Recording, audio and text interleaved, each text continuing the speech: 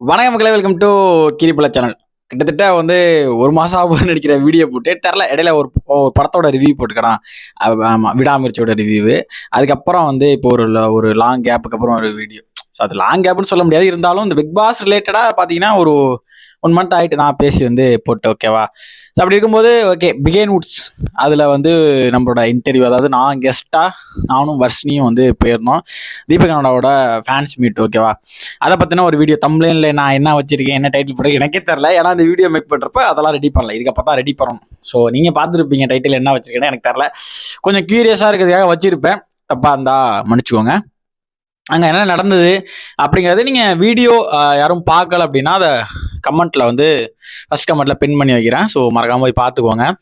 And இதில் பார்த்தவங்களுக்கு அதில் வந்து கிட்டத்தட்ட ஒரு 5 மினிட்ஸ் நம்ம தான் வருது ஓகேவா. அதில் சின்ன விஷயங்கள் வந்து என்ன வந்து நடந்தது அப்படிங்கிறத நான் கொஞ்சம் சொல்லிட்டு என்னோட ஒரு ஹாப்பி மூமெண்ட் அது வந்து ஷேர் பண்ணிக்க தான் இந்த வீடியோ. ஆக்சுவலாக வந்து பிபி கொண்டாட்டம் பற்றியே பேசணும், ஒரு அன்கட் வெர்ஷன் என்ன நடந்துச்சு அப்படிங்கிறது. நான்லாம் அது ஃபுல்லாக பார்க்கல. அதுக்கு இடையில நம்மளுக்கு சில பல சம்பவங்கள் நடந்ததுனால அதை அப்படியே விட்டாச்சு வேணான்னு அப்படின்ட்டு. ஆக்சுவலாக பிகேன் வுட்ஸ் இந்த ஒரு ஃபேன்ஸ் மீட் அப்படிங்கிறது சர்ப்ரைஸ் பார்த்தீங்கன்னா அவருக்கும் சரி, வர்ஷினிக்கும் சரி, எனக்குமே இது வந்து அமைஞ்சது அப்படின்னு தான் சொல்லலாம். ஏன்னா அது அவருக்கு பிளான் பண்ணி அமைஞ்சாங்க. பட் அவர் வர்ஷினி அங்கே வரங்கிறது வந்து ரொம்ப சர்ப்ரைஸ். அவருக்கே தெரியாது. சொல்லப்போனால் பிகேன் வுட்ஸ் டீமுக்கே தெரியாது. அது நான் தான் வந்து வர்ஷினி வந்து போகலாம் வாங்க அப்படின்னு சொல்லிட்டு நாங்கள் வந்து இந்த டே ஃபுல்லாக சும்மா ஃபன்னாக போயிட்டு இருந்துச்சு. அப்படிங்கும்போது நான் தான் ரொம்ப ஃபோர்ஸ் பண்ணி வாங்க ப்ளீஸ் ஒரு சர்ப்ரைஸ் போய் கொடுப்போன்னு சொல்லிட்டு கூப்பிட்டு போனேன். கூப்பிட்டு போயிட்டு அங்கே வந்து போனோன்னே அவங்க ஷாக்காயிட்டாங்க. என்னடா இது நாங்கள் எதிர்பார்க்கவே இல்லையே அப்படின்னு சொல்லிட்டு, ஒரு பிபி கண்டஸ்டன்ட் வந்து வராங்க அப்படின்னு சொல்லிட்டு எக்ஸ்பெக்ட் பண்ணவே இல்லை. அப்புறம் அவன் எங்களை வெயிட் பண்ண சொல்லி ஒரு ரூமில் உட்கார வச்சுட்டு டீ ஸ்நாக்ஸ் இதெல்லாம் வந்து அந்த உபசரிப்பெல்லாம் நல்லா பண்ணாங்க. அப்படிங்கும்போது என்னையே பார்க்குறேன், யார் இவன் புதுசாக இருக்கான், யார் குமார், யார் இவன் அப்படிங்கிற மாதிரி பார்க்கும்போது, ஐயா நானும் வந்து அவரோட ஃபேனை தான், அவருக்கு தெரியும், எனக்கு நல்லா தெரியும் அப்படின்னு சொல்லி பேசிட்டு போது அவங்களும் கோஆப்ரேட் பண்ணாங்க. அண்ட் அதுக்கப்புறம் வந்து ஒரு 2-3 கண்டென்ட்டுக்கு அப்புறம் எங்களை உள்ளே அனுப்புனாங்க. உள்ளே அனுப்பும்போது இதில் ஒரு சின்ன காமெடி.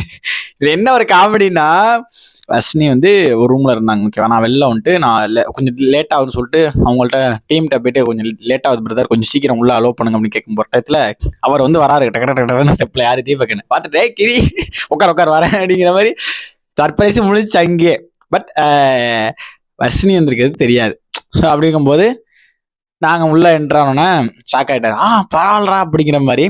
ஸோ அது வந்து நல்லா இருந்துச்சு. ஸோ அதே மாதிரி வந்து இப்போது நான் வீடியோவில் நம்ம சேனலில் நான் என்னோட லைட்டில் என்னோட கம்ஃபர்டபுள் ஜோனில் உட்காந்து பேசும்போதே நான் சில விஷயம் வந்து பேசும்போது உளருவேன், இல்லை வந்து கொஞ்சம் குளரும். நம்ம எடிட்டில் ஒன்று பண்ணிடலாம். பிகேன் வுட்ஸும் அதான் பண்ண போகுது. ஏன்னா லைவாக அத்தனை பேர் ஒரு லிட்டரலாக ஒரு 50+ இருப்பாங்கன்னு நினைக்கிறேன். அந்த ஒரு அலோகேட் பண்ண இடத்துல ஆடியன்ஸ்லாம். எனக்கு வந்து ரொம்ப ஷிவர், கேமரா ஃபியர் நம்மளுக்கு கிடையாது. மைக்கு தான், இந்த மைக் பிரச்சனை எங்கே போனாலும் எனக்கு விடாது போல். இந்த மாதிரி குட்டி மைக் தான் எனக்கு பிரச்சனை இல்லை. அது அவ்வளோ பெரிய மைக்கு, அதை ஹேண்டில் பண்ண உடனே எனக்கு அந்த சிவர்னஸ் வந்துட்டு நான் ஓகே நான் பேசுகிறேன்.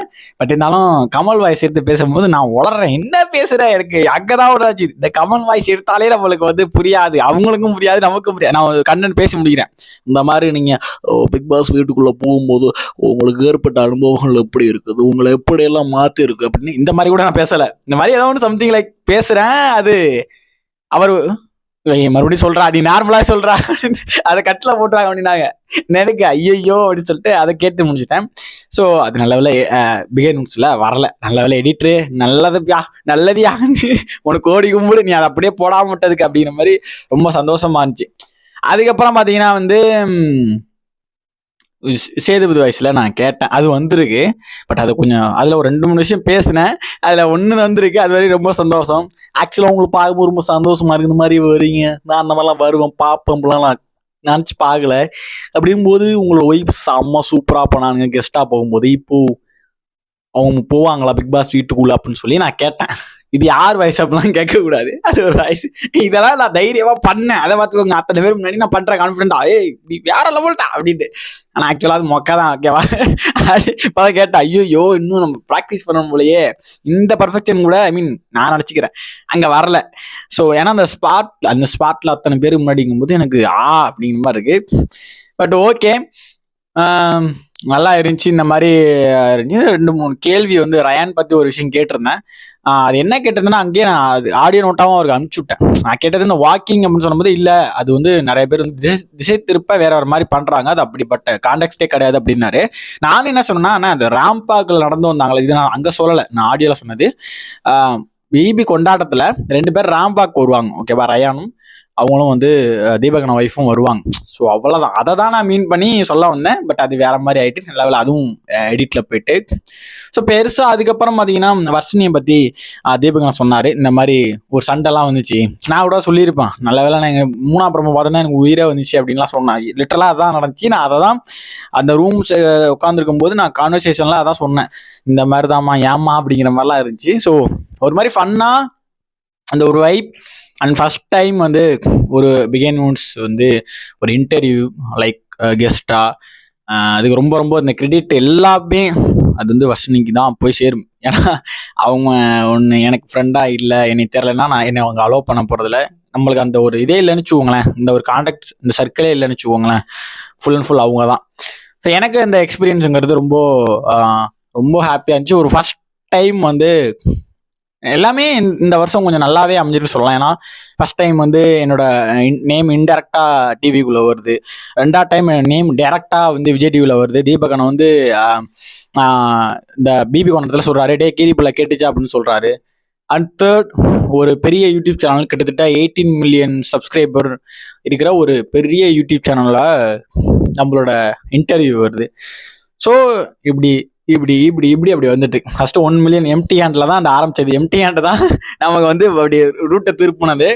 ஸோ அது இப்போ இந்த கட்டத்தை வந்து இருக்கு. நிறைய பேர் வந்து எனக்கு வாட்ஸ்அப்ல, ட்விட்டர்ல, இன்ஸ்டால வந்து சூப்பர் ப்ரோ கங்க்ராச்சுலேஷன் அப்படின்னு சொன்னாங்க. பட் இந்த விஷயம் யூடியூப்ல உள்ளவங்களுக்கு, அதாவது நம்ம சேனல்ல உள்ளவங்களுக்கு தெரியணுமே அப்படிங்கிறதா இந்த வீடியோ வந்து மேக் பண்ணி என்னோட சந்தோஷத்தை வந்து உங்களுக்கும் பகிர்றேன். இதுல ஏன்னா நான் வளர்றத பார்த்து லிட்ரலா எனக்குன்னு ஒரு குறிப்பிட்ட அது 10 பேரோ 15 பேரோ இருக்கீங்களா, அவங்களுக்காக தான் இந்த வீடியோ. நான் சந்தோஷப்பட்டா நீங்களும் சந்தோஷப்படுறது, நம்மள மாதிரி ஒரு பையன் வளர்றான் அப்படின்னு சந்தோஷப்படுற இருக்கிற நண்பர்களுக்கு, சகோதரிகளுக்கு, நட்புகளுக்கு தான் இந்த ஒரு வீடியோ. ஸோ அதை ஷேர் பண்ணுறதுக்கு தான் நான் அது வந்திருக்கேன்.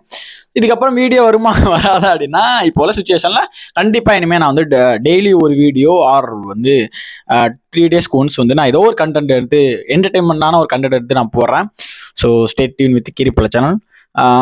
ஒரு மார்ச் எண்டு வரையும் கொஞ்சம் இப்படி இருக்கும், கோச்சுக்காதீங்க. ஏப்ரல்லேருந்து நம்ம சரவடியாக இறங்கிடும், ஓகேவா?